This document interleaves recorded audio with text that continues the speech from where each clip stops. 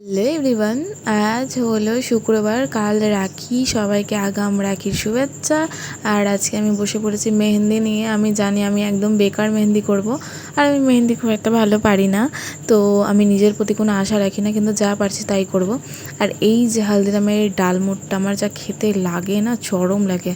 ব্যাস এটা খেয়ে মানে বসে গেছি আর কানে প্রেত কথা শুনছিলাম আর করছিলাম। এই দেখো আমি কী করেছি ভাই, একদম ট্যারা টুরা। আর আমি একটা ফটো দেখে করছিলাম, একদম বেকার হচ্ছিলো। মানে আমি জানি আমি মেহেন্দি পড়তে জানি না খুব একটা ভালো, তো যা হচ্ছিলো তাই করে যাচ্ছি, কারণ যে আমার একটু শখ জেগেছে। আর কারণ যে শেষ সোমবার, এবার ভেবেছিলাম যে একটু মেহেন্দি পরবো। তো যাক, যেটুকু পেরেছি এটুকুই অনেক।